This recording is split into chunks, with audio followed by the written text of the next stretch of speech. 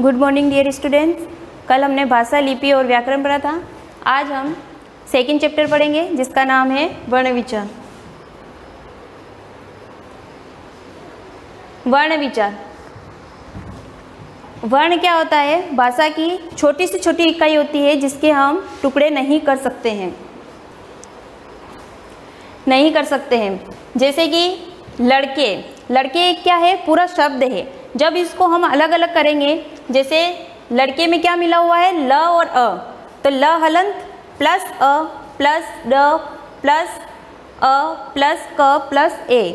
तो जो ये पूरा शब्द बन रहा है उसको अगर हमने अलग अलग टुकड़ों में डिवाइड कर दिया, अब इस ल हलंत ल को हम और अधिक तोड़ नहीं सकते, इसके और टुकड़े नहीं कर सकते, तो यही हमारा क्या कहलाता है? वर्ण कहलाता है। इसी तरीके से ये क्रिकेट है। अब क्रिकेट में क के अंदर क्या मिला हुआ है? र। जो नीचे लिखे हुए होते हैं र, वो आधे होते हैं, तो क के अंदर र भी है और ई भी मिला हुआ है।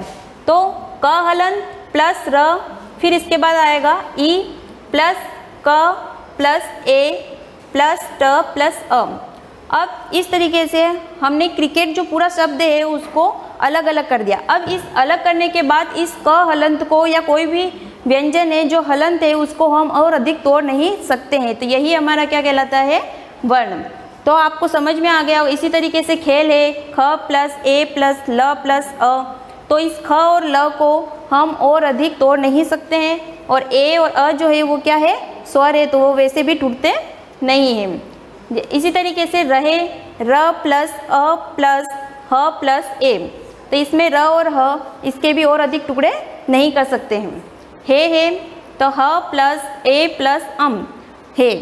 इसी तरीके से ह और अम, ए और अम के भी हम टुकड़े नहीं कर सकते हैं। तो जो हलंत वर्ण होते हैं व्यंजन के अंदर, और स्वर के तो वैसे भी हम टुकड़े नहीं कर सकते हैं, तो ये सारे क्या कहलाते हैं? वर्ण। तो अब इसकी परिभाषा क्या हो जाएगी? भाषा की वह लघुत्तम इकाई जिसके और अधिक टुकड़े नहीं हो सकते हैं, उसे हम क्या कहते हैं? वर्ण। तो अगर आपको नोट करना है तो आप नोटबुक में नोट भी कर सकते हो। भाषा की वह छोटी से छोटी इकाई जिसके हम और अधिक टुकड़े नहीं कर सकते, उसे हम वर्ण कहते हैं। अब है वर्णमाला। आपने नर्सरी से लगाकर 6th तक वर्णमाला पढ़ी होगी, 7th तक, यानी नर्सरी, LKG, UKG, फर्स्ट जो क्लास में हम एडमिशन लेते हैं तो वर्णमाला पहले पढ़ते हैं। वो वर्णमाला आज हमें याद करनी भी होगी। जैसे पूरी वर्णमाला होती है। वर्णमाला है क्या? जो जितने भी वर्ण हैं अगर उसको हम व्यवस्थित रूप से क्रम से जमा दें तो वो वर्णमाला कहलाती है। जैसे क के बाद ख है, ख के बाद ग है, ग के बाद ग है। इस तरीके से अगर हम क के बाद डायरेक्ट र लिख दे तो हमें अटपटा सा लगता है, इसीलिए जो शब्द हमने व्यवस्थित रूप से क्रम से जमा दिए वो क्या कहलाती है? वर्णमाला। अब जो हिंदी की वर्णमाला होती है, वर्णों या ध्वनि चिन्हों के समूह को वर्णमाला कहते हैं। और वर्णमाला जो है उसमें क्या मिले हुए है? स्वर और व्यंजन, दो अलग अलग चीज़ें मिली हुई है। तो इसे हम, जैसे स्वर क्या है? वे ध्वनियाँ होती है जो हम बिना किसी की सहायता के आराम से बोल सकते हैं। वे वर्ण जिनका उच्चारण बिना किसी दूसरे वर्ण की सहायता के होता है स्वर कहलाता है। यानी ये स्वतंत्र वर्ण होते हैं, इनके लिए हमें किसी भी दूसरे वर्ण की आवश्यकता नहीं होती है। और ये संख्या में कितने होते हैं? हिंदी में 11। अ, आ, ई, उ, री, ए, ऐ, ओ, औ। ये जो 11 वर्ण है वो क्या है? स्वर है। और इसके अतिरिक्त जो अम और अह आते हैं वो क्या कहलाते हैं? अयोग वर्ण। फिर आता है व्यंजन। व्यंजन क्या होते हैं? जो स्वरों की सहायता से बोलते हैं। यानी इस क के अंदर जो क है उसके अंदर क्या मिला हुआ है? अ मिला हुआ है। यानी कोई भी व्यंजन है वो बिना किसी भी स्वर की सहायता के नहीं बोले जा सकते। अगर बिना किसी स्वर की सहायता के बोले जाते हैं तो उनके नीचे हलंत लगाना जरूरी होता है। वे वर्ण जिनका उच्चारण करते समय हवा रुकावट के साथ मुख से निकलती है और उनके स्पष्ट उच्चारण में स्वर की सहायता लेनी पड़ती है, व्यंजन कहलाते हैं। यानी अगर हमें किसी भी वर्ण को जब हम बोल रहे हैं तो फेफड़ों से जो प्राणवायु बाहर निकलती है वो कहीं ना कहीं टच होकर निकलती है, और उनके लिए हमें स्वरों की मदद लेनी होती है।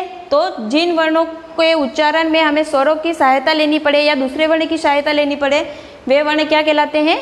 व्यंजन कहलाते हैं।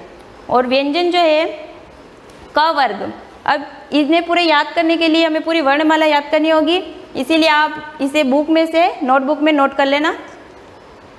अब क वर्ग के अंदर कितने आएंगे? 5, क ख ग ग अंग।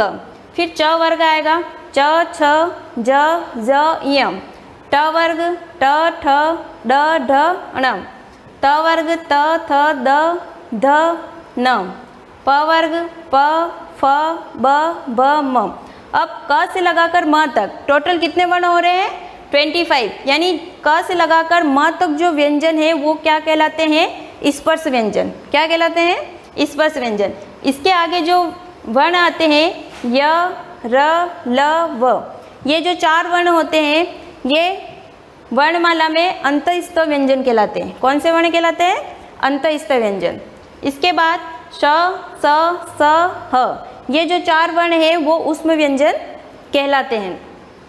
तो व्यंजन जो है वो मुख्य प्रकार से कितने प्रकार के हो गए? 3 प्रकार के, स्पर्श व्यंजन, अंतःस्थ व्यंजन और ऊष्म व्यंजन। तो स्पर्श व्यंजन की संख्या कितनी है? 25, अंतःस्थ व्यंजन 4 और ऊष्म व्यंजन 4। इसके अलावा जो व्यंजन होते हैं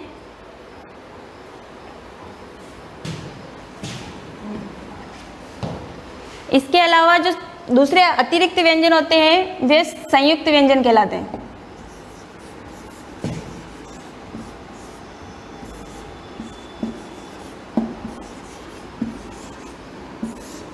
अब संयुक्त नाम से ही पता चल रहा है कि ये 2 व्यंजनों के मिलने से बनते हैं, यानी इनके अंदर स्वरों का कोई योग नहीं होता है। जैसे श है, त्र, ज्ञ,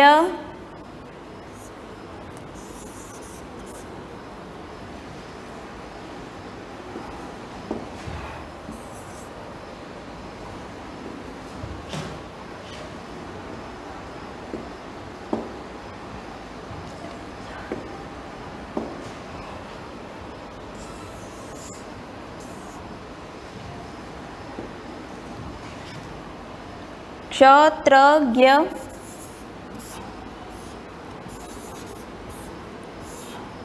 और श्र। अब क्ष जो है वो 2 व्यंजन से मिलकर बना है। एक है क प्लस स, तो इन दोनों के मिलने से ये क भी व्यंजन है और श भी व्यंजन है, इन दोनों के मिलने से क्या बनता है? अक्ष। इसी तरीके से त्र जो है त प्लस र से मिलकर बनता है। ज्ञ है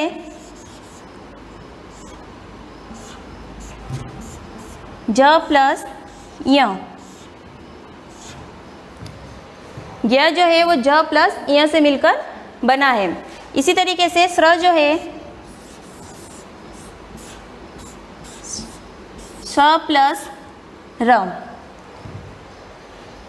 यानी जो संयुक्त व्यंजन है उनके अंदर स्वर का कोई योग नहीं होता है, ये दोनों ही व्यंजनों से मिलकर ही बने हुए होते हैं। तो क्ष जो है वो क और स से मिलकर बनता है, त्र त प्लस र से मिलकर बनता है, ज्ञ ज प्लस य से मिलकर बनता है और श्र स प्लस र से मिलकर बनता है। इसी के अलावा वर्णमाला में द्वित व्यंजन भी अयोग व अनुस्वार और अनुनासिक 2 स्वर और होते हैं। अनुस्वार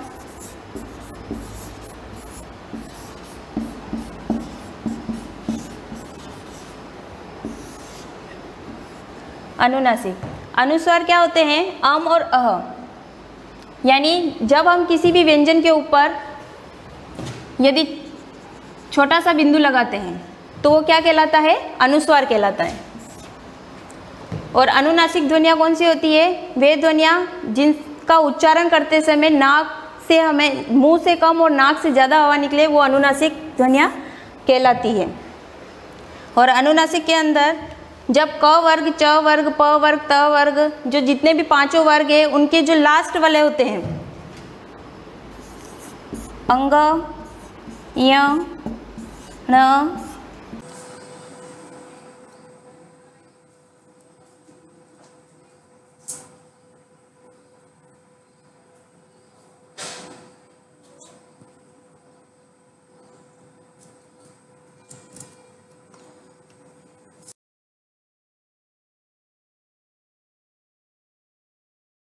मॉर्निंग क्लास, मैंने आपको लास्ट टाइम वर्ड प्रॉब्लम्स करवाई थी जिसमें सब कुछ क्लियर हो गया था। 1.4 की वर्ड प्रॉब्लम जिसमें मल्टीप्लाई डिवाइड सब कुछ मिक्सअप आ गए थे।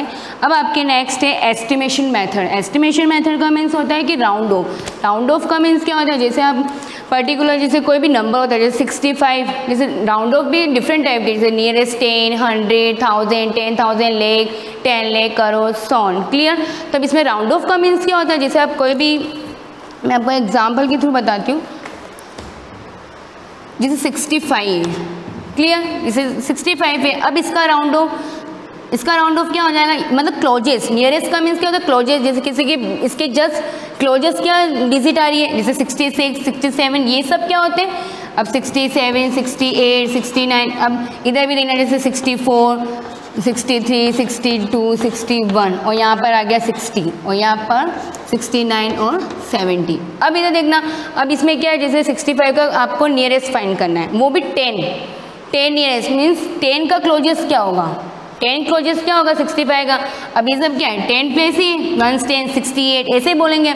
अब इसका 10 प्लेस बताना है आपको, तो क्या करोगे, जैसे 65, अब मिडिल में देखो यहाँ पर 60, 61, 62, 63, 64, और ये आ गया आपके 65, 67, 68, 69 और 70। अब 60 और 70 ये दोनों नियरेस्ट है।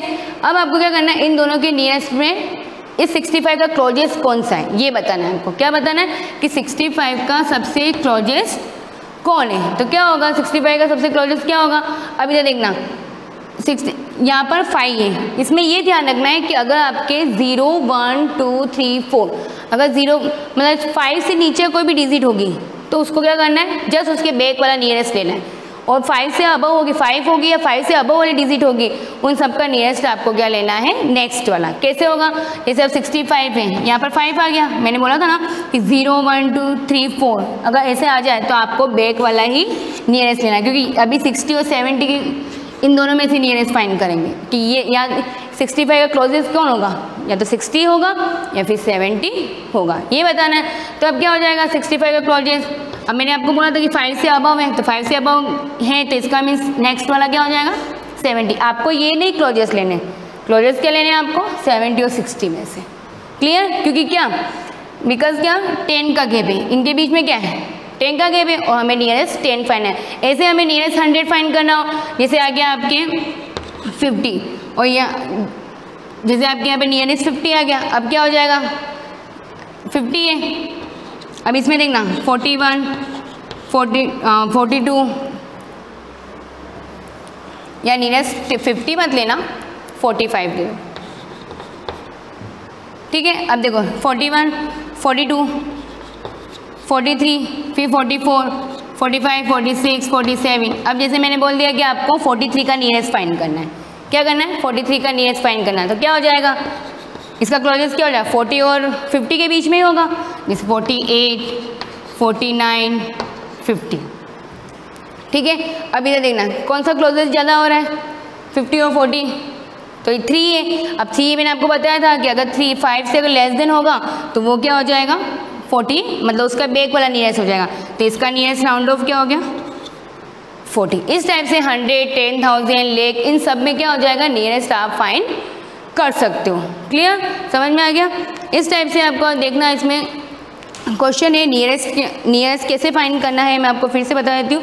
राउंड, जैसे आपके क्वेश्चन 1.5 के ले लेते हैं, round off the following number as a direct है, ठीक है। अब राउंड ऑफ फाइंड करना अलग अलग, जैसे आपको दे रखा हुआ पर्टिकुलर कि इसका राउंड ऑफ फाइंड करो, इसका राउंड ऑफ फाइंड करो। अगर नहीं दे रखा हो तो आपको क्या करना है, जैसे कोई भी डिजिट है, अब जैसे 64 है, इसका मीन्स ये क्या है 10 प्लेसेस है, 10 प्लेसेस है, तो इसका मीन्स आपको यहाँ पर क्या फाइंड करना है नियरेस्ट 10। अगर 3 डिजिट हो तो आपको नियरेस्ट 100, अगर आपको 4 डिजिट है तो नियरेस्ट 1000, ठीक है। इस टाइप से आपको इसको फाइंड करना है।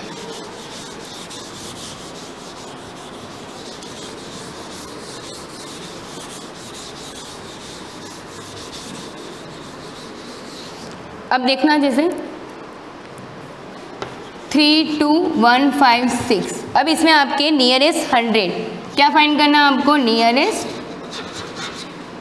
100 फाइंड करना है। अब नियरेस्ट 100 देखना ध्यान से देखना इसको कि कैसे हम नियरेस्ट फाइंड कर रहे हैं, ठीक है। अब यहाँ 56 से नियरेस्ट 100, इसका मीन्स ये 200, क्या हो जाएगा यहाँ पर 156 है। अब यहाँ तो क्या करोगे, मैं आपको इसमें 2 टाइप के मेथड बता दी कि आप कैसे फाइंड करोगे। जब भी हमेशा कोई भी नियरेस्ट कोई भी राउंड ऑफ हमें फाइंड करना हो तो क्या करेंगे, हम उसके जस्ट पहले वाली प्लेस देखेंगे। अब उसके जस्ट पहले वाली प्लेस क्या होती है, 100 से पहले क्या आता है, टेंस। ये देख लिया टेंस, ठीक है, टेंस देख लिया। अब क्या हो जाएगा, टेंस देख लिया हमने यहाँ पर।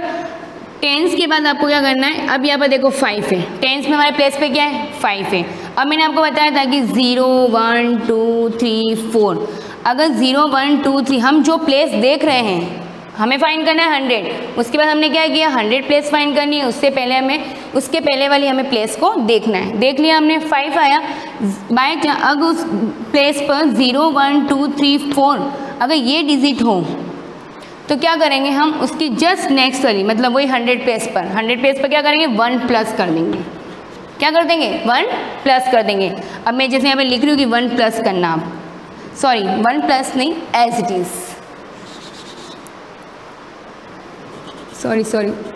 सॉरी यहाँ पर क्या हो जाएगा 0 1 2 3 4, अगर ये डिजिट हुई तो आपको क्या करना है, इस 1 को जो आपके 100 प्लेस है वो एज इट इज़ रहेगी, क्लियर, ठीक है। और अगर आपको यहाँ पर 5 6 7 8 और 9 अगर ये दे रखे होंगे तो क्या करोगे, इसके जस्ट नेक्स्ट वाले 1 डिजिट में क्या हो जाएगा 1 प्लस हो जाएगा।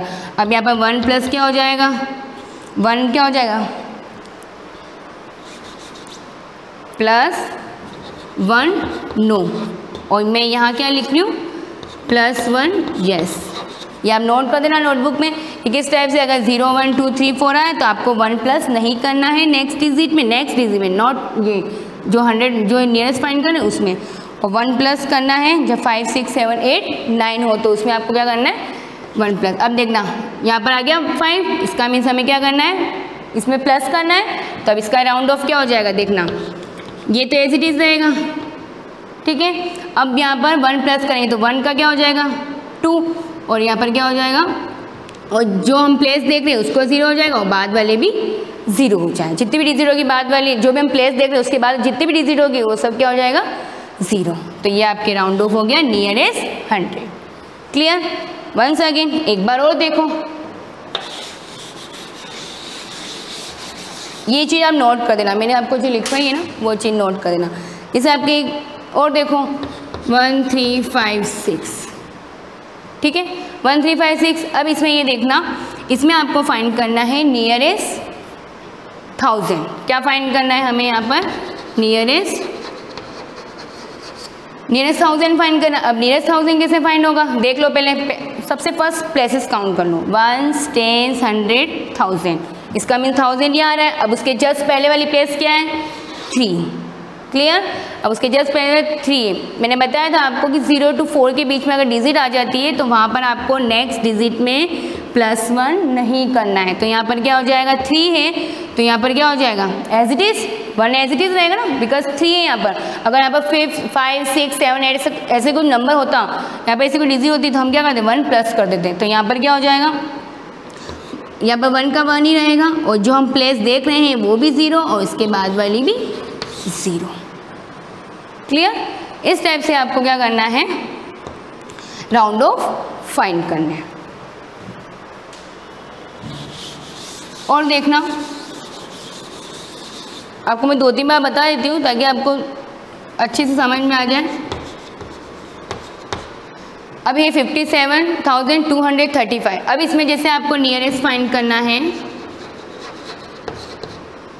10, क्या फाइंड करना है, जैसे नियरेस्ट 10 फाइंड करना है। अब इसमें आप क्या करोगे 10 फाइंड करना है तो आपको कौन सी प्लेस देखनी है 1s, ठीक है 1s देख लिया आपने। 1s पे क्या है 5 है, बताया था मैंने 5 6 7 8 कुछ भी 9 तक आ जाए तो आपको 1 प्लस करना है। तो क्या हो जाएगा इसमें 1 प्लस हो जाएगा तो आप देखो यहाँ पर 5 7 2 यहाँ 4 हो जाएगा और यहाँ पर जो हम प्लेस देख रहे हैं वो हो जाएगी 0। तब इसका राउंड ऑफ क्या हो गया 57 2040। जो राउंड ऑफ आपको फाइंड करने के लिए बोले वही आपको फॉलो करना है। क्लियर? और डायरेक्ट मैंने आपको बताया था इसमें 32 राउंड ऑफ जैसे 10 करना है तो इसका मीन्स ये 35 किसके बीच में आ रहा है, 30 और 40 के बीच में आ रहा है। ये भी बताया था मैंने आपको कि 30 और 40, एक मेथड ये भी यूज़ कर सकते हो और एक मैंने आपको ये प्लेस वाला भी बताया कि मतलब आपको बैक प्लेस देखनी है और फिर आपको +1 ऐसे करना है। तो इसमें आप यहाँ पर भी डायरेक्ट दे सकते हो कि इसमें आपको 10 प्लेस का मीन्स 10 का गैप, अब इसका मीन्स 10 का गैप कैसे होगा, 30 और 40 के बीच में, 30 और 40 के बीच में, अब 30 और 40 के बीच में मीट क्या हो जाएगा 35 और 35 5 है यहाँ पर, तो 5 से अबव जो भी होगा वो क्या होगा 40 के अंदर आएगा और जो 35 से नीचे होता अगर 33 होता तो वो प्लेस क्या हो जाती 30 हो जाती। क्लियर? इस टाइप से आपको इसमें नियरेस्ट फाइंड करना, कौन सा भी नियरेस्ट दे रखे तो आपको उसको सॉल्व करना है। ठीक है, अब जैसे आपके इसमें 1.5 में जो क्वेश्चन दे रखे हैं, जैसे ए तो मैंने करवा ही दिया था, बी आपको बी में जैसे फाइंड करना है 1000, ठीक है, सी में करना है आपको 10 और डी में आपको करना है 100। जो फाइंड करने हैं उसी को आपको सॉल्व करना है, ऐसे नहीं कि सबके आप 0 0 कर दो। ठीक है, उसके बाद ई में आपको नियरेस्ट 1000 करना है। फिल इन द ब्लैंक्स वाला क्वेश्चन रहने देना, एक तो फर्स्ट वाला क्वेश्चन करना और थर्ड देखना एस्टिमेशन द फॉलोइंग। अब इसमें क्या करना है आपको, एस्टिमेट द फॉलोइंग, इसमें प्लस दे रखा है, जैसे कोई भी 2 डिजिट दे रखी है उसमें प्लस करना है, तो एस्टिमेट का मीन्स यहाँ पर आपको क्या, ये क्वेश्चन देख लेना एक बार।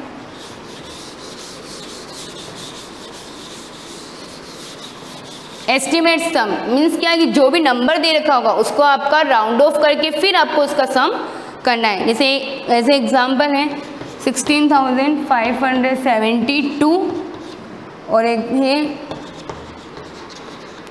ये इन दोनों को सम करना है। इन दोनों को सम करने से पहले आपको इसका राउंड ऑफ करना होगा। अब जैसे राउंड ऑफ है, अब देखना यहाँ पर, यहाँ तो आपको 10,000 में दे रखी हो, यहाँ पर आपको 1000 में दे रखी है। ठीक है, तो क्या करेंगे हम, सबसे लोवेस्ट ही ले लेते हैं। जैसे यहाँ पर भी 1000 है तो यहाँ पर भी हम क्या कर सकते हैं 1000 ले सकते हैं। ठीक है, यहाँ पर भी आप 1000 ले लो तो क्या हो जाएगा, अब 1000 प्लेस 1 10 100 1000, तो राउंड ऑफ पहले आपको लिखना है, राउंड ऑफ 16,572। अब इसका राउंड ऑफ क्या, अब यहाँ पर जैसे हमें क्या फाइंड करनी है 1000 प्लस फाइंड करनी है 6, तो यहाँ पर आपको क्या देखना है 5। अब 1 है तो यहाँ पर क्या हो जाएगा 5 है तो 1 प्लस हो जाएगा, तो इसका क्या हो जाएगा 17,000 हो गया, 17,000 यहाँ पर। अब जैसे यहाँ पर क्या हो जाएगा, फिर ये लिखना है आपको राउंड ऑफ 2908। अब इसका आपको राउंड ऑफ करना है, इसमें भी आपको यहाँ पर 2 दे रखा है, 2 क्या फाइंड करना 1000 फाइंड करना है, इसकी ये वाली प्लेस देखेंगे, कौन सी प्लेस देखेंगे 9, और 9 है तो यहाँ पर 1 प्लस हो जाएगा, तो इसका क्या हो जाएगा राउंड ऑफ 3000। अब इन दोनों का आप सम कर दो, जो राउंड ऑफ आया है उसको सम करना है, तो यहाँ पर लिख देना so estimate some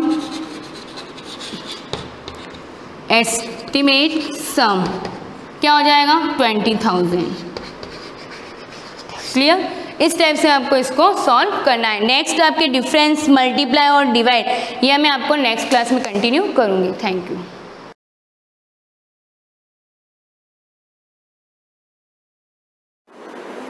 good morning students, part 3 को कंटिन्यू करेंगे। कंपोनेंट्स ऑफ फूड में हमने पढ़ा था कार्बोहाइड्रेट, उसके कुछ फॉर्म पढ़े थे, स्टार्च, ग्लूकोज और रफेज, ये 3 चीज़ें पढ़ी थी। उसके बाद में नेक्स्ट कंटिन्यू करेंगे शुगर, मैंने पढ़ा दिया था आपको। शुगर के बाद में हम लेंगे इसको स्टार्च को। स्टार्च जो है वो क्या होता है, तो starch is a complex carbohydrate, और जूम कर देती हूँ मैं, आपको दिखाई देगा। Starch is a complex carbohydrate, complex होता है यानी सिंपल नहीं, कॉम्प्लेक्स फॉर्म होता है। थोड़ा सा इसका जो फॉर्मूला है, मॉलिक्यूलर फॉर्मूला, वो तो कॉम्प्लेक्स होता है, जटिल होता है। स्टार्च इज अ टेस्टलेस, कोई टेस्ट नहीं होता। आप देखोगे, आप पोटैटो के ऊपर का जो वो लिक्विड पोर्शन होता है जो नाइफ के ऊपर आता है, उसको टेस्ट करके देखो, आपको कोई टेस्ट नहीं आएगा। ऑर्डरलेस, उसकी कोई स्मेल नहीं होती, ऑर्डर का मीनिंग है स्मेल। वाइट पाउडर होता है, जो वाइट कलर का सब्सटेंस होता है। Starch is insoluble in water, easily पानी में इनसॉल्युबल यानी घुलता नहीं है। सॉल्युबल का मतलब घुल जाने वाला, इनसॉल्युबल नहीं घुलता है। Starch molecule contains large number 200 to 1000 of simple sugar glucose.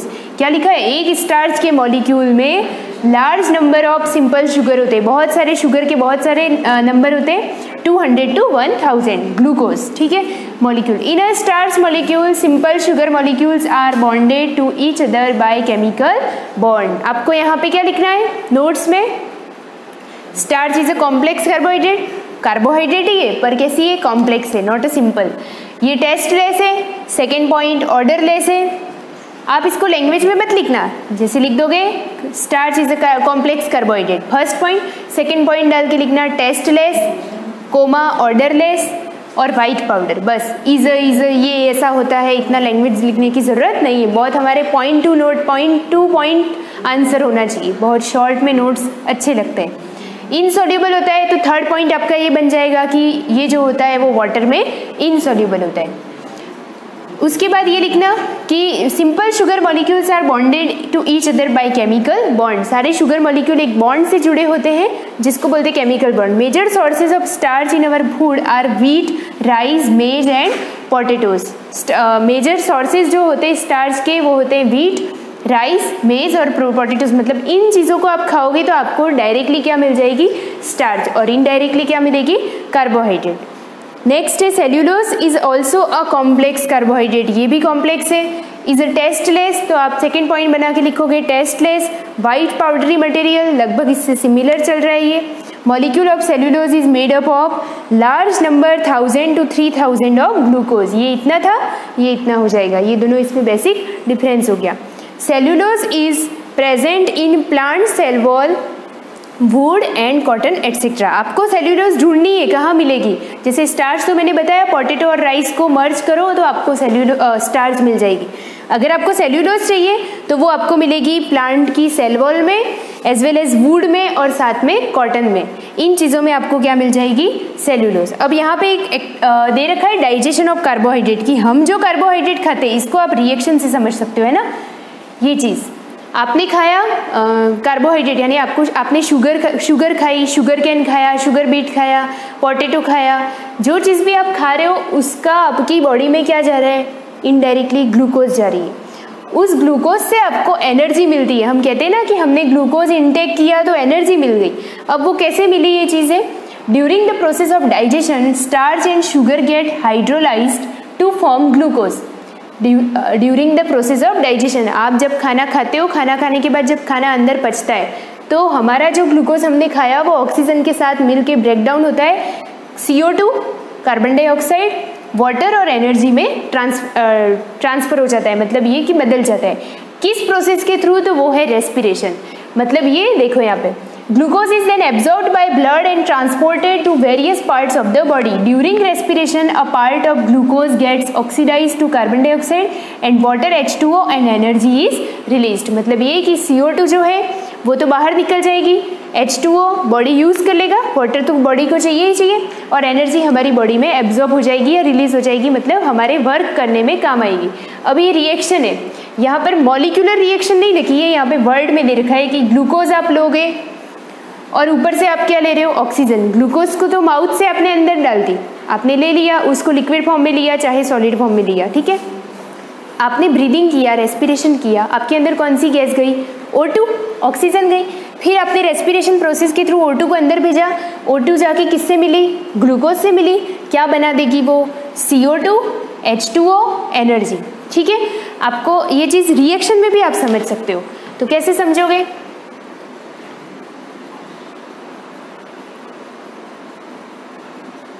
यहाँ पे बताती हूँ मैं। जैसे मैंने फॉर्मूला ले लिया C6H12O6 प्लस O2। O2 कहाँ से आई बॉडी में, ब्रीदिंग से। आपने रेस्पिरेशन किया, ये आपकी बॉडी में आ गया, आपने ले लिया, ऊपर से आपने O2 ले ली ब्रीदिंग से। अब ये जब चीज़ें इन्वॉल्व होगी, हमने कौन सी प्रोसेस की, रेस्पिरेशन। हमने ये चीज़ खाई, ये चीज़ ऊपर से ली, दोनों आपस में मिले, नई चीज़ बनेगा। यहाँ पे ये दो चीज़ें क्या कहलाती है, ये रिएक्शन होती है जो मैं आपको बता रही हूँ, ये कहलाएगा आपका रिएक्टेंट। ये रिएक्टेंट कहलाया। क्योंकि ये रिएक्शन में पार्टिसिपेट कर रहा है। हमेशा एरो के इधर वाली चीज़ रिएक्टेंट कहलाती है क्योंकि ये रिएक्शन में पार्टिसिपेट करने वाली है। अब ये दो मिलके कुछ नया बनाएगी, तो यहाँ पे जो चीज़ बनेगा वो उसका कहलाता है प्रोडक्ट। यहाँ पे मैं जो लिखूंगी वो होगा उसका प्रोडक्ट। अब यहाँ पे देखो C6H12O6, इसको हम क्या बोलते हैं? ग्लूकोज। मुझे ये नीचे लिखना था, आप नीचे लिख देना। ये हो गया हमारा ग्लूकोज। ये चीज़ क्या है? ग्लूकोज। ये क्या है? हमको पता है ऑक्सीजन है। ये दोनों चीज़ें आपस में मिली, कहाँ मिली? हमारी बॉडी में। हमारी बॉडी में जाने के बाद ये दोनों चीज़ें कहाँ मिलेगी? ब्लड स्ट्रीम में, जहाँ पर ब्लड फ्लो हो रहा है। तो ये दोनों जहाँ मिलेगी, जाने के बाद वहाँ पर एक चीज़ बनेगी CO2 मीन्स कार्बन डाइऑक्साइड। उसके साथ में बनेगा H2O मीन्स वाटर। और साथ में एक चीज़ बनेगी और वो होगा हमारा प्लस एनर्जी। और हमारे काम की क्या चीज़ है? एनर्जी काम का है हमारे। तो हमने खाया क्या था? ग्लूकोज। ऊपर से क्या ली थी? O2। दोनों मिले जिसको बोलते हैं रिएक्टेंट। उसने क्या बनाया? एक प्रोडक्ट बनाया। उस प्रोडक्ट में भी CO2 हमारी बॉडी में काम का नहीं होता। तो आप सोचते हो ना कि मैंने ली थी ग्लूकोज, मैंने ली थी ऑक्सीजन। ब्रीदिंग करते हो, ऑक्सीजन अंदर लेते हो, फटाक से उसी मूवमेंट के बाद आप CO2 को रिलीज करते हो, कार्बन डाइऑक्साइड बाहर निकालते हो। तो ये सब प्रोसेस होता है। उसके बाद आपकी बॉडी से क्या होता है? CO2 बाहर निकलता है जिसको बोलते हैं रिलीज। और इसको क्या बोलते हैं हम? एक्सहेल। एक्सहेल। एक्सहेल यानी बाहर हो रहा है। ये हमने क्या किया? इनहेलेशन। इनहेलेशन मीन्स अंदर लिया था O2, बाहर निकल गया CO2, साथ में H2O पानी। ये तो बाहर निकल जाएगा बॉडी से क्योंकि इसका बॉडी में कोई यूज़ नहीं है। और H2O बॉडी यूज़ कर लेगी वाटर फॉर्म में, और साथ में हमको क्या मिल जाएगी? एनर्जी। तो आप इजीली, बहुत इजी लैंग्वेज में समझ जाओ कि आपने ग्लूकोज को खाया है तो आपको एनर्जी मिलेगी, और वो एनर्जी आपको इस पूरी रिएक्शन से करने से मिलेगी। मतलब आपको ये रिएक्शन हमेशा दिमाग में रखनी है कि आपको एनर्जी कहाँ से मिलती है। ठीक है, ये ग्लूकोज इधर वाली चीज़ रिएक्टेंट होती है, ये चीज़ होती है हमारी प्रोडक्ट। आई होप आपको समझ में आया होगा। हम क्लास पे चलते हैं। यहाँ पर ये चीज़ मैंने ये जो बताई है ना आपको, ये वाली जो चीज़ है वो आपको रिएक्शन में मैंने समझा दी। ये रिएक्शन लिखो चाहे वो लिखो, वो ज़्यादा इजी रहेगी। आप चाहो तो अभी उसी रिएक्शन को बुक में पॉज करके वीडियो को लिख दीजिएगा। Test for starch. The presence of starch in any food can be tested by performing the following experiment. कि स्टार्च किस में होता है, क्या होता है, तो अगर उसको आपको टेस्ट करना है तो एक एक्टिविटी कर लेते हैं। To test the presence of starch और carbohydrate in a food material, procedure क्या है? Take a small piece of food and crush it with a small quantity of water, boil it for minute and cool. Small piece of food, किसी उस food material को लो जिसके अंदर starch होती है, उसको एक टेस्ट ट्यूब में डाल दो, रब करो। डालने के बाद उसको क्या करना है? With a small quantity of water boil it for a minute and cool. यहाँ पे फूड सैंपल डाला, जैसे मान लो पोटैटो में स्टार्च होती है, एज वेल एज राइस के दाने में होती है, पके हुए राइस के दाने में, उसको यहाँ डालो, पानी में डाल दिया। उस टेस्ट ट्यूब को आप बर्नर पे हीट करो, बॉईल करो। बॉईल करने के बाद क्या होगा? Add a drop of dilute iodine solution. इसके अंदर क्या डाल रहे हैं? ऊपर से आयोडीन सॉल्यूशन को डालो। ठीक है, this boiled food sample it's deep blue colour appears in the solution. आपने आयोडीन डाला, अगर इसके अंदर स्टार्च है और तो ये सॉल्यूशन का कलर चेंज हो जाएगा। कलर आपको कौन सा ऑब्टेन होगा? डीप ब्लू कलर, बहुत ही डार्क ब्लू कलर अगर आपको मिलता है, then the food contains starch. That means clear हो जाता है कि जो फूड सैंपल आपने लिया उसके अंदर क्या प्रेजेंस है? स्टार्च। वैसे तो मैंने बताया पोटैटो को नाइफ से कट करोगे तो उस नाइफ पे जो आपको लिक्विड मिलेगा वो भी स्टार्च है। और एक्टिविटी करनी है तो ये करके लिख लेना। उसके लिए आपके पास आयोडीन सॉल्यूशन होना चाहिए। ठीक है, एक्टिविटी 2 क्या है? Test the presence of sugar in food sample. मैं इस क्लास को नेक्स्ट क्लास में कंटिन्यू करूँगी, इस एक्टिविटी को। Thank you.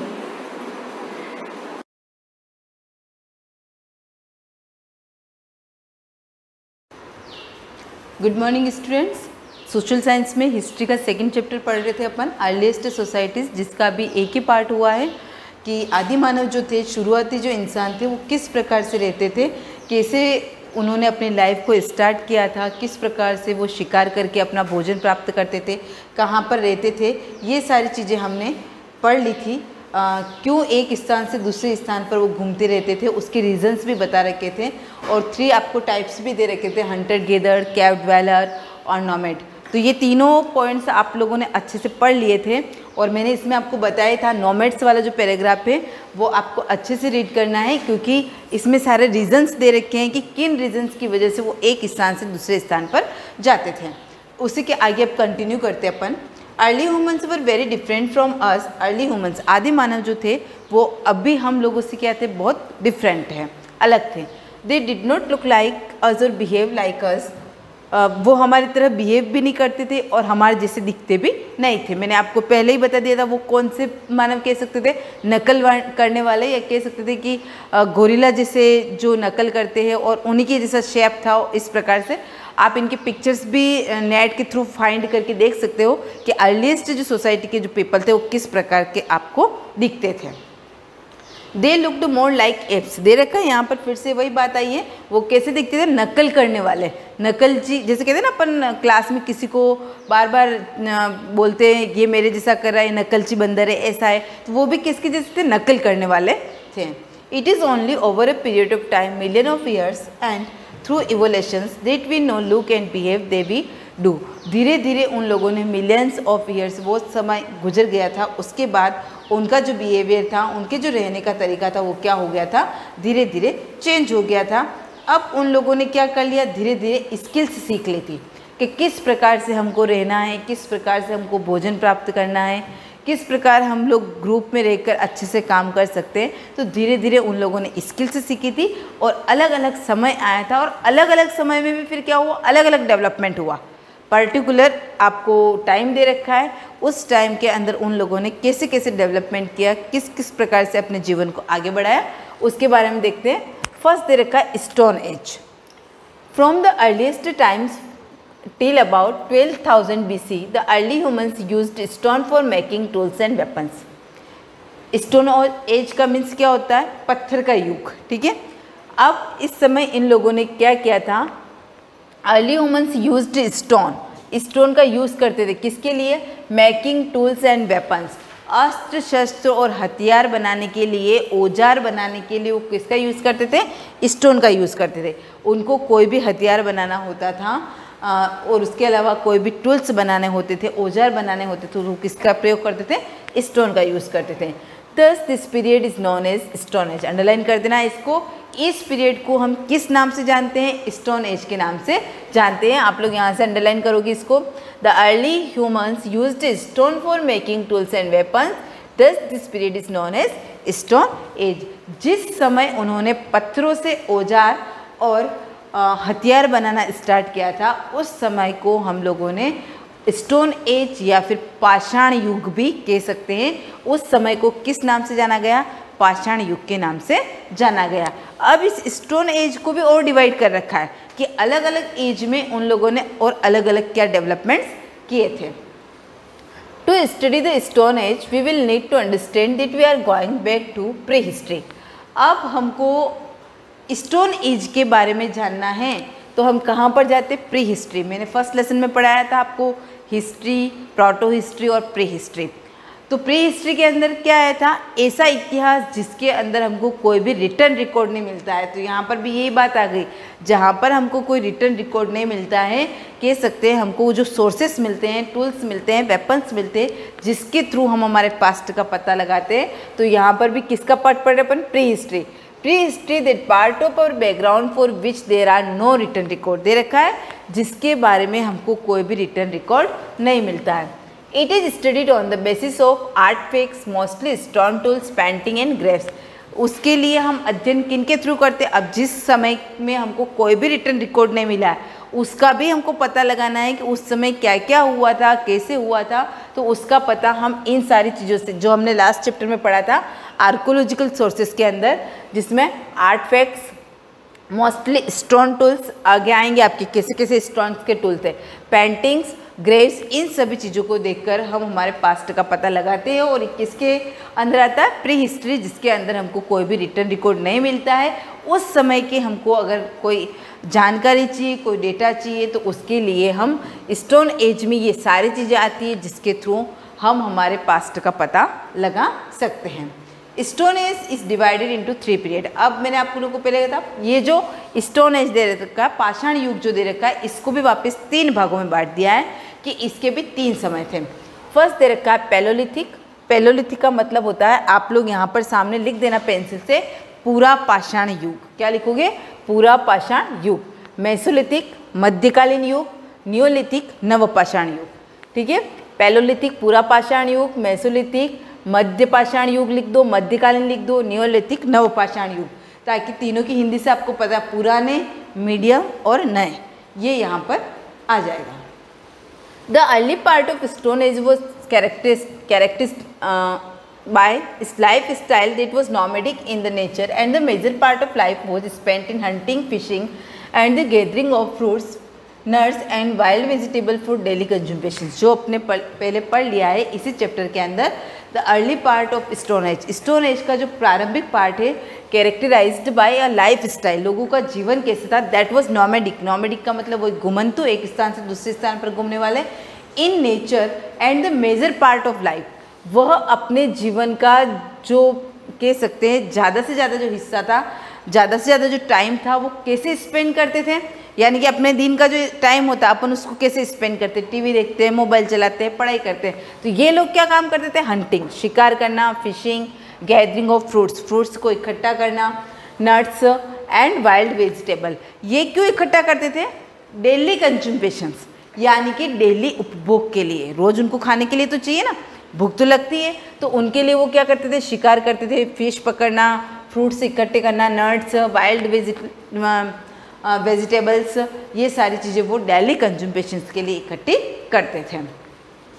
It is only during the later part of this period, during the Mesolithic, that man started experimenting with a settled lifestyle, and here we see the people switching from hunting gathering to agriculture and domesticating of animals beginning with dogs। अब देखो क्या दे रखा है, it is only during the latter part of this period।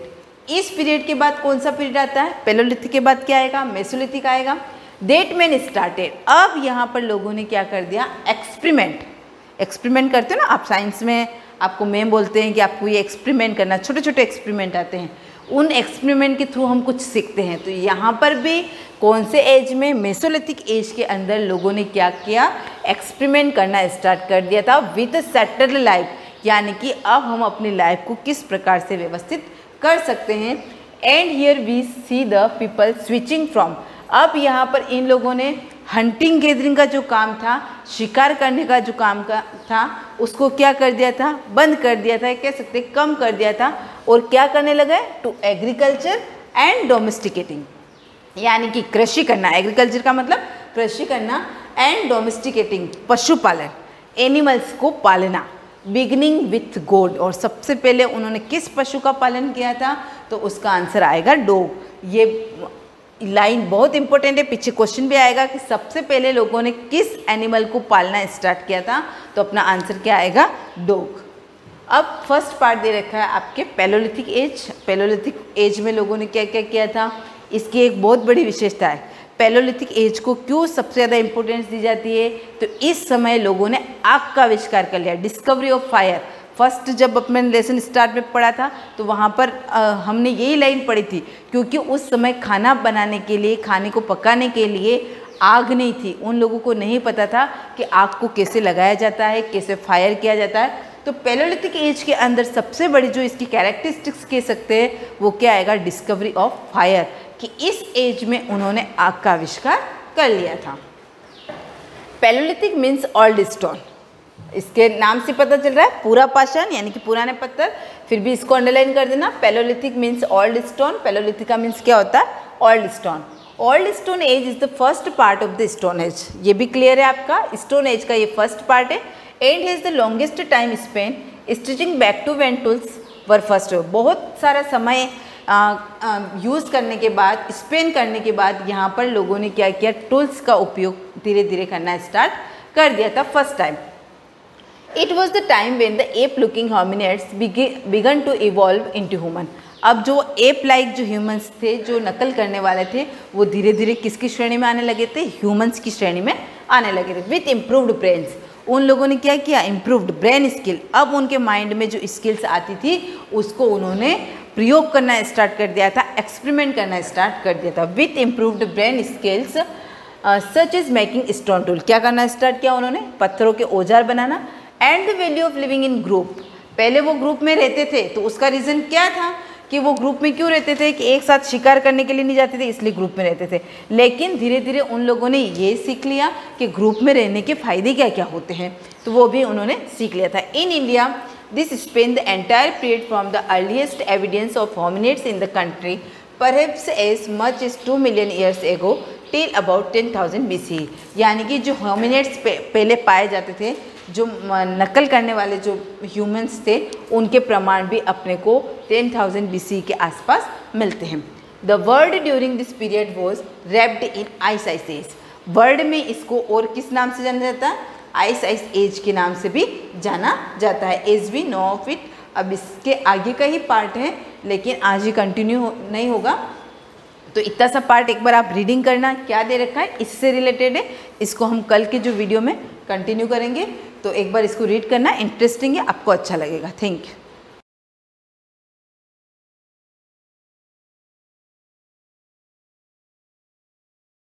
Good morning students. पिछली class में हमने vitamin के बारे में पढ़ा था। विटामिन की कमी से कौन कौन से रोग होते हैं और उनके लक्षण कौन कौन से थे, ठीक है ना। आज हम खनिज लवण के बारे में पढ़ेंगे। पहले मैं आपको खनिज लवण के बारे बता देता हूँ। खनिज लवण के स्रोत कौन कौन से हैं, ऐसे कौन कौन से खाद्य पदार्थ हैं जिनसे हमें खनिज लवण प्राप्त होता है। आपके सामने आप नोटबुक भी देख सकते हैं, नोटबुक में आपको अच्छी तरीके से दिखेगा। आयोडीन के स्रोत हैं पालक, मछली, अदरक, फॉस्फोरस, दूध, केला। लोहे के स्रोत, लोह स्रोत एप्पल, पालक। कैल्शियम के स्रोत दूध, अंडा। ये सभी जो खनिज लवण हैं इन स्रोतों से प्राप्त होते हैं, जो हमारे शरीर के लिए आवश्यक होते हैं। इनकी अल्प मात्रा हमारे शरीर के लिए बहुत ही आवश्यक है। देखो, हमारे शरीर को खनिज लवण की आवश्यकता अल्प मात्रा में होती है। इससे क्या होता है, शरीर के उचित विकास और अच्छे स्वास्थ्य के लिए प्रत्येक खनिज लवण की आवश्यकता होती है। हमारा शरीर वृद्धि करता है, विकास करता है। अच्छे स्वास्थ्य और विकास के लिए हमको किसकी आवश्यकता होती है, खनिज लवणों की, जो हम इन स्रोतों से प्राप्त करते हैं। हमने देखा कि अधिकांश खाद्य पदार्थों में एक से अधिक पोषक होते हैं। कुछ ऐसे खाद्य पदार्थ होते हैं जिनसे हमें एक से अधिक पोषक प्राप्त होते हैं, जिनको हमने एक सारणी भी बनाई थी। हमने नोट किया था ना कि मंड का परीक्षण किया था हमने, या अन्य आयोडीन उसका अन्य का परीक्षण किया, किन किन खाद्य पदार्थों से हमें कौन कौन से भोजन के पोषक तत्व प्राप्त होते हैं। तो उन सारणी से भी हम पता लगा सकते हैं कि कौन कौन से ऐसे पोषक पदार्थ खाद्य पदार्थ हैं जिनको हमें पोषक पदार्थ प्राप्त होते हैं। देखो, कच्ची सामग्री में एक निश्चित पोषक की मात्रा दूसरे पोषक की मात्रा से अधिक होती है। उदाहरण के लिए चावल में कार्बोहाइड्रेट की मात्रा दूसरे पोषक से अधिक होती है। चावल में कार्बोहाइड्रेट की मात्रा अधिक होती है अन्य दूसरे खाद्य पदार्थ के बनिस्पत, ठीक है ना। तो हम कह सकते हैं, इस आधार पर हम कह सकते हैं कि चावल कार्बोहाइड्रेट समृद्ध भोजन है। यानी कि हम कह सकते हैं कि चावल में कार्बोहाइड्रेट की मात्रा अत्यधिक होती है। चावल कार्बोहाइड्रेट समृद्ध भोजन है। जरूरी नहीं कि एक खाद्य पदार्थ के अंदर एक ही पोषक तत्व उपस्थित हो। एक खाद्य पदार्थ के अंदर बहुत सारे पोषक तत्व भी हो सकते हैं। इन पोषक के अलावा हमारे शरीर को आहारी रेशे और जल की भी आवश्यकता होती है। जल की आवश्यकता शरीर में होती है। पोषक तत्व कार्बोहाइड्रेट पढ़ लिया हमने, स्रोत पढ़ लिए हमने, प्रोटीन के स्रोत पढ़ लिए थे, प्रोटीन हमारे लिए क्यों जरूरी है वह भी पढ़ लिया।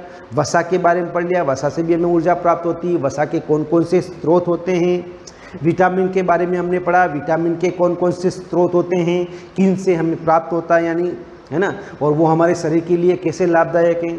खनिज लवण के बारे में अभी हमने पढ़ा, खनिज लवण के स्रोत कौन कौन से थे और खनिज लवण हमारे लिए क्यों आवश्यक है यह भी हमने पढ़ा।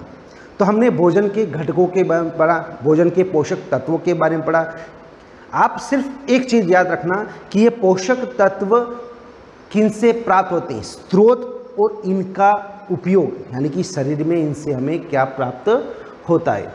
आगे देखो आप, यानी कि पोषक के अलावा, ये जो पोषक है उनके अलावा हमारे आहारी रेशे तथा जल की भी आवश्यकता होती है। पानी की आवश्यकता भी शरीर के लिए बहुत जरूरी है। हमारे खाने में वृक्षांश की पूर्ति मुख्यतः पादप उत्पाद से होती है। वृक्षांश के मुख्य स्रोत साबुत खाद्यान्न, दाल, आलू, ताजे फल, सब्जियां। वृक्षांश हमारे शरीर को कोई पोषक प्रदान नहीं करते, फिर भी यह हमारे भोजन का आवश्यक अवयव है।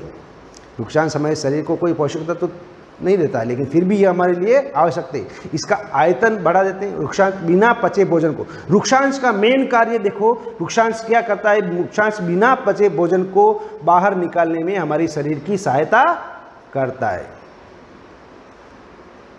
ठीक है, हम आज शॉर्ट ही पढ़ेंगे। जो आज पढ़ा है आप अपनी नोटबुक के अंदर नोट कर लो और उसको याद कर लेना। Thank you.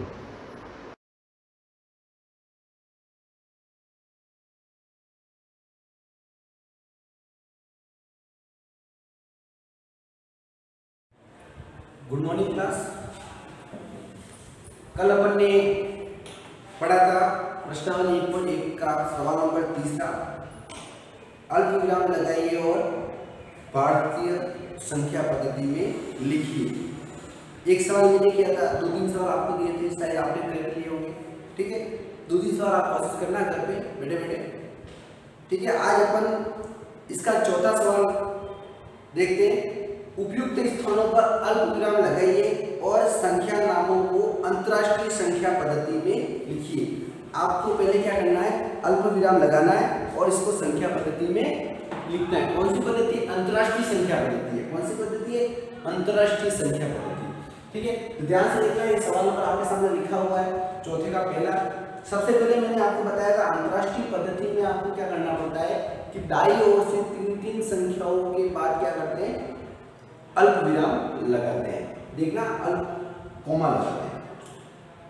1 2 3 1 2 3 और तो है नहीं, आगे और होता हुआ कॉमा लगाते हैं। तो सबसे पहले आपको मैंने बताया अंतरराष्ट्रीय पद्धति में सबसे पहले इसके अंदर क्या किया जाता है कि सबसे पहले इकाई, दाई, सैकड़ा, हजार, दशक, लाख, करोड़, 10 करोड़, लाख, 10 लाख, करोड़, ऐसे इसके अंदर इस तरह से नहीं गिना जाता है। इसके अंदर क्या होगा, इसके अंदर मिलियन में चलता है। मिलियन के बाद क्या होता है, 1000 में, मिलियन के बाद 1000 में, 1000 के बाद 100 में, 100 के बाद इकाई, दाई में चलता है। ठीक है, तो सबसे पहले इसके अंदर देखना कि आपको सीधी गणित क्या हो जानी चाहिए। इसके अंदर यहाँ आगे वाले को 3 को छोड़ दो, इन तीनों को साथ में बोलना है, इन तीनों को साथ में बोलना है और इन तीनों को साथ में बोलना है। यहाँ 2 ये, तो यहाँ सबसे पहले आपको यहाँ पे आपको क्या नजर आ रहे हैं, लाख में चल रहा है, तो लाख वाले में हमेशा क्या चलेगा, मिलियन में चलेगा। यहाँ पे क्या चलेगा, मिलियन में। तो सबसे पहले देखो इकाई, दाई, सैकड़ा, हजार, 10,000, लाख, 10 लाख, करोड़। तो यहाँ पे आपको 78 दिख रहा है। सबसे पहले तो 78 दिख रहा है, 78 यहाँ पे क्या लिखेंगे अपन, मिलियन। क्या लिखेंगे, 78 मिलियन, 78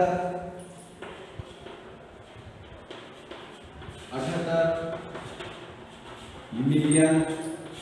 ठीक, 921,000, तीनों को साथ में बोलेंगे, 921,000। ठीक है, फिर लास्ट में क्या है, 92, क्योंकि यहाँ 100 में कुछ है नहीं तो क्या लिखेंगे, 92। ये आ गया आपका सवाल नंबर चौथे का पहला।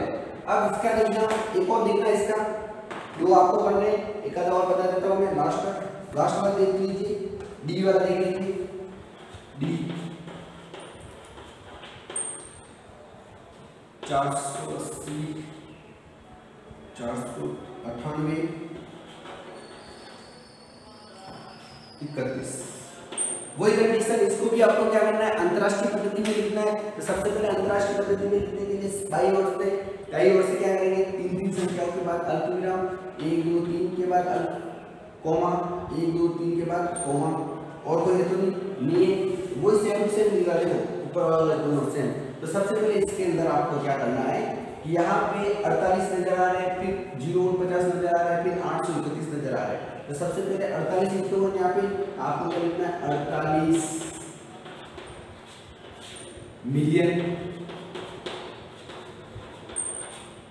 फिर 049, यहाँ 049 का मतलब होता है 1000 में, 1000 में। तो यहाँ का 49 ही अकेली है, यहाँ पे कोई है नहीं। देखो यहाँ पे पहले क्या था 921 था, यहाँ पे 921 था 1000 था, यहाँ पे कोई है नहीं आगे 49 है। अपन यहाँ क्या लिखेंगे 49,000, फिर 831 क्या लिखेंगे यहाँ पे 831।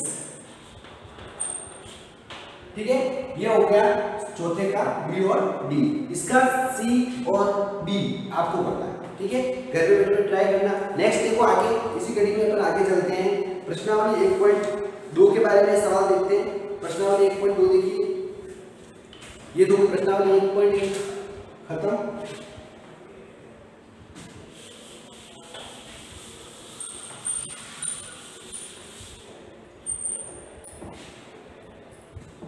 एक 1.2 के बारे में अपन चर्चा करेंगे। सबसे पहले 1.2 के अंदर सवाल नंबर पहला देखिए, किसी स्कूल में 4 दिन के लिए एक पुस्तक प्रदर्शनी आयोजित की गई। पहले, दूसरे, तीसरे और अंतिम दिन खिड़की पर क्रमशः 1094, 1812, 2050 और 2751 टिकट बेचे गए। इन चारों दिनों में बेचे गए कुल टिकटों की संख्या ज्ञात कीजिए। यानी कोई किताबों की प्रदर्शनी हो रही थी, जैसे मेले वगैरह में जाते हैं अपन, वहाँ पे प्रदर्शनी होती है कि पहले दिन इतने मेले देखने के लिए आए, दूसरे दिन इतने लोग देखने के लिए आए, तीसरे दिन इतने लोग देखने के लिए आए। वैसे यहाँ पे पहले दिन देखने के लिए कितने आए 1094 टिकट बिकी पुस्तकें देखने वालों के लिए, ठीक है। तो पहले दिन टिकट बिकी, तो पहला सवाल पहले दिन टिकट बेची, कितनी बेची पहले दिन 1094। उसी प्रकार दूसरे दिन टिकट बेची आप, दूसरे दिन टिकट बेची, दूसरे दिन कितनी टिकट बेची 1812। इसी प्रकार तीसरे दिन भी टिकट बेची, तीसरे दिन टिकट बेची, कितनी बेची तीसरे दिन आपको 2050, ये 2050। फिर चौथे दिन टिकट बेची,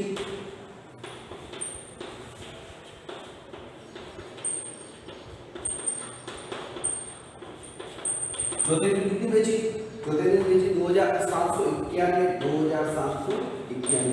अब आपको बताना है कि कुल कितनी टिकट बेची, यानी 4 दिनों में कुल कितनी टिकट बेची गई, यानी टोटल कितनी टिकट अपन ने 4 दिनों में बेची। तो अपन को यहाँ पे क्या करते हैं कुल कर देते हैं, क्या करते हैं कुल करके आपको क्या करना है सबको जोड़ना है। मैं यहाँ डायरेक्ट ही जोड़ देता हूँ, आपको अलग से काउंटिंग नहीं करनी पड़ेगी, डायरेक्ट जोड़ देता हूँ। 4 और 2 6 और 1 7, 9 और 1 10, 10 और 5 15 और 5 20 का 0 हासिल 2, 2 और 8 10, 10 और 7 17, 17 का 7 हासिल 1, 1 और 1 2 3 4 5 6 7, ये 7, ठीक है। वापस देखिए आप 4 और 2 6 और 1 7, 8 और 1 9, 9 और 5 15 और 5 20 का 0 हासिल 2, 2 और 8 10 का 10 और 7 17 का 7 हासिल 1 3 4 5 6 7।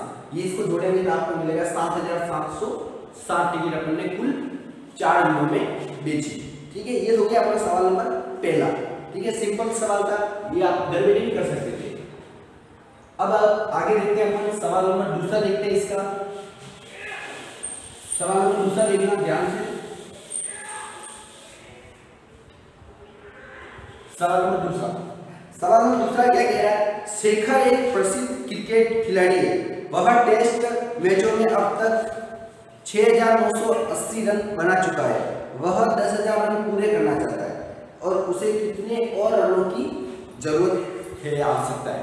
यानी उसने अभी टेस्ट मैचों में कितने रन बनाए उसने देखना। टेस्ट मैच में रन बनाए। इसने टेस्ट मैच में कितने रन बनाए? ध्यान से देखना, उसने टेस्ट मैच में 6980 रन बनाए। 6980 रन बनाए, यानी अब उसको 10,000 रन बनाने, यानी कितने कम पड़ रहे? यानी अपने पास 6980 रन तो उसके पास बने हुए, अपने को 10,000 उसको और बनाने, यानी 10,000 में कितने रन और कम है। तो अपन क्या करेंगे, यहाँ पे 10,000 रन बनाना चाहता है तो 10,000 में क्या करेंगे अपन 6980 रन घटा देंगे, तो अपन को पता पड़ जाएगा उसे और कितने रन बनाने की आवश्यकता है। तो अपन क्या करेंगे, देखो 10,000 में क्या करेंगे अपन 6980 रन घटा देंगे, तो क्या आएगा 6980 को घटाने क्या आएंगे, घटाने का तरीका आपको पता होना चाहिए। अगर नहीं समझ में आ रहा है तो आप यहाँ साइड में जाके आराम से घटा सकते हो, ठीक है। डायरेक्ट नहीं घटाना, आपको नहीं समझ में आया तो यहाँ पे साइड में जाकर के आराम से घटाओ, ठीक है। जोड़ बाकी गुणा भाग आना चाहिए गणित में, मैंने आपको पहले ही बताया है। देखो यहाँ 0 में से 0 गया तो 0, अब यहाँ 0 में से 8 नहीं गए, यहाँ से हासिल नहीं, यहाँ पे भी नहीं, यहाँ पे भी नहीं और यहाँ पे भी, यहाँ से इसको हासिल नहीं, फिर यहाँ से इसको दी, यहाँ से इसको दी, यहाँ क्या हो गए 10 हो गए। 10 होते ही यहाँ पे 10 में से 8 गए, क्या बचे 2, यहाँ कितने बचे, यहाँ से एक हासिल नहीं, यहाँ क्या है 9, 9 में से 2 गया तो 0, और यहाँ कितने बचे 9, 9 यहाँ 10 हो गए, 10 में से 6 गए तो 4, 4 का 20, क्या रहे 4 का 20। वापस देखना 9 बचे, सॉरी यहाँ 10 9 बचेंगे, यहाँ पे 10 में से 0 में से 0 गया 0, यहाँ से 10 हासिल थी, 10 में से 8 गए तो 2, यहाँ बचे 9, 9 में से 2 गया तो 0, यहाँ 9 बचे, 9 में से 6 गए तो 3 बचेंगे यहाँ पे, ठीक है। मिस्टेक मत करना, आराम से करना जोड़, ठीक है। बाकी जोड़ बाकी आराम से करना, नहीं तो गलत हो जाएगा। तो 3020 रन की आवश्यकता और पड़ेगी उसको, तब जाके उसके 10,000 रन पूरे होंगे, ठीक है। नेक्स्ट क्लास अपन आगे कल देखते हैं। Thank you.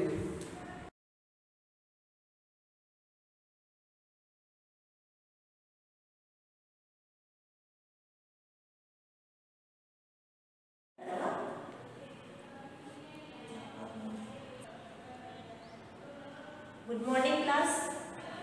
कल अपन पढ़ रहे थे अतीत के बारे में कैसे जाने, यानी कि इतिहासकार जो है अतीत के बारे में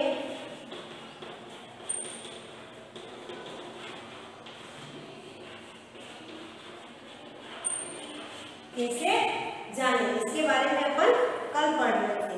देखिए अपने अतीत के बारे में जानने के लिए, जैसे कि कल अपन ने पढ़ा था कि पांडुलिपि के माध्यम से, यानी कि हाथ से लिखी हुई, जो हाथ से लिखा हुआ जो स्रोत मिला पांडुलिपि, उसके माध्यम से अतीत के बारे में अपन जान सकते हैं। और इसी प्रकार से और भी स्रोत है पुराने अतीत को जानने के लिए, और भी स्रोत है, जैसे कि पहला है लिखित स्रोत,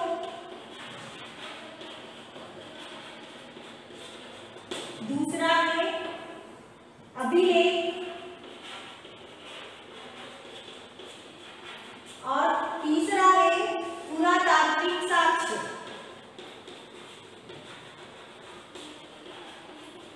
ये भले आपकी नोटबुक में आप नोट कर लेना तीनों चीजों को, कि पहला स्रोत है जो कि अपन ने पांडुलिपि के माध्यम से, यानी कि पुराने पुस्तकों के माध्यम से जान सकते हैं उनके बारे में।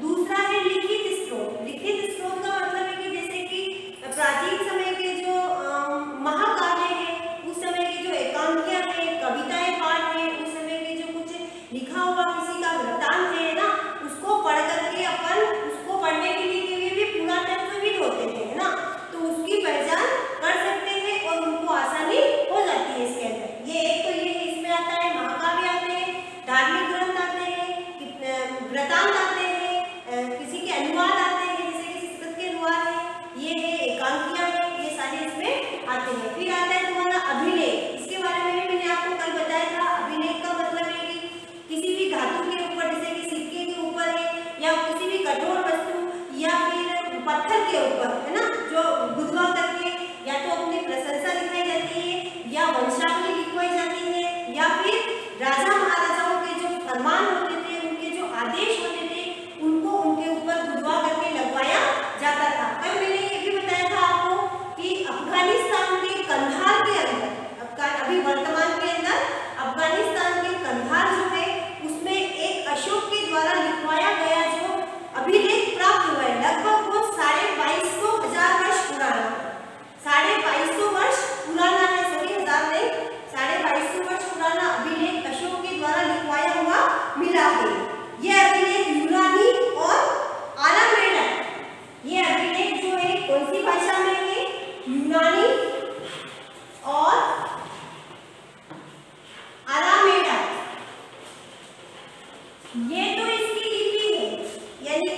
अशोक के द्वारा लिखाया गया जो अभिलेख है यूनानी और अरामेनिक तो इसकी लिपि है और इसको भाषाओं में किसी भाषाओं में लिखा हुआ है। जैसे कि मिनिमम तो है ना, इसके अशोक के जो अभिलेख थे वो ब्राह्मी लिपि में लिखे हुए थे। कौन सी लिपि में? ब्राह्मी लिपि के अंदर, ब्राह्मी लिपि में लिखे हुए थे, परंतु यहाँ पर इन दो में लिखा हुआ है जो कि वर्तमान में प्राप्त हुआ है। इसी प्रकार से देखिए तीसरा आता है पुरातात्विक साक्ष्य। पुरातात्विक साक्ष्य का मतलब होता है कि जैसे कि पुरानी वस्तुओं का मिलना। ये तो हो गए अभिलेख, लिखित स्रोत भी हो गए। अब आता है पुरानी वस्तुओं के मिलना। पुरातात्विक में देखो पत्थर है, ईंटों से बनी इमारतें के अवशेष है, चित्र है, मूर्तियां हैं तथा औजार है, हथियार है, बर्तन है उस समय के, ये सारे क्या है? पुरातात्विक साक्ष्य है। इनको पढ़ने के लिए पुरातात्विक होते थे ना, जो इनका अध्ययन कर लेते हैं। जहाँ जैसे कि कहीं खुदाई चल रही है, उस खुदाई के अंतर्गत अगर इस पुरातात्विक क्या करते हैं कि उसको निकालने में पता लगाते हैं कि ये उस समय की है, उसको पढ़ लेते हैं। उनको पता पड़ जाता है कि उस समय ये जो लोग हुआ करते थे वो इन चीजों को अपनाते थे, यानी कि इनका प्रयोग करते थे, इस्तेमाल करते थे। जैसे कि मिट्टी के बर्तन भी मिले, उस समय लोग मिट्टी के बर्तनों का प्रयोग करते थे। ईंटें मिली है तो उस समय इमारतें बनी हुई थी, ईंटों से घर बने हुए थे। और उसी प्रकार से जैसे कि उस समय जो हथियार बने हुए थे, बर्तन कैसे थे, कौन सी धातु के बर्तन थे, आभूषण किस प्रकार के पहना करते थे, ये सारे खुदाई के अंतर्गत मिले थे। तो उसके अनुसार अपन पता लगा सकते हैं कि उस समय अतीत के अंदर भी व्यक्ति इन चीजों का प्रयोग करता था। इसी प्रकार से कुछ वस्तुएं पत्थर, पक्की मिट्टी तथा कुछ धातु की भी बनी हो सकती है। ऐसे तत्व कठोर होते हैं जो कि अभी तक भी वो बहुत सी जगह खुदाई में मिलते हैं, वो नष्ट नहीं हुए। उस समय देखना कि जैसे कि जानवरों, चिड़ियों तथा मछलियों की हड्डियों को भी ढूंढते हैं वो, है ना, वो भी मिली है। तो इससे अनुमान लगाया जा सकता है कि उस समय जो वो लोग थे वो इनको भी खाया करते थे, यानी कि उनका भोजन जो होता था वो मछलियाँ थी, मछलियों की यानी कि हड्डियों को भी अवशेष मिले। तो हो सकता है कि उस समय उनका भोजन ये था, शिकार भी करते थे वो, तो उनका भोजन वही था। वनस्पतियों के अवशेष भी मुश्किल से बच पाते हैं। यदि अन्न के दाने और लकड़ी के टुकड़े जल जाते हैं तो वह जले हुए वापस जो भाग उनका किस रूप में मिलता है वो भी उसके अंतर्गत बताया गया है। जैसे कि कल मैंने आपको क्वेश्चन भी दिए थे, वो भी आपने कर लिए होंगे। और अब जो है मैं आपको एक दो प्रश्न और दे देती हूँ। प्रश्न नंबर 1 है पुरातात्विक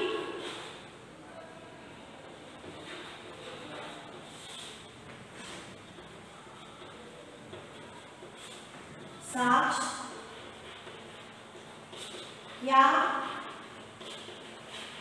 है। दूसरा है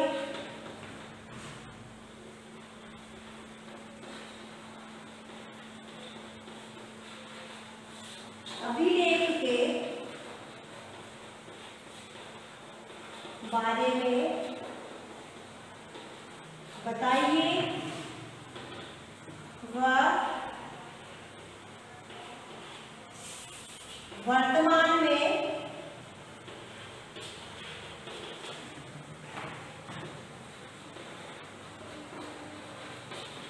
अशोक द्वारा लिखित अभिलेख कहाँ प्राप्त हुआ।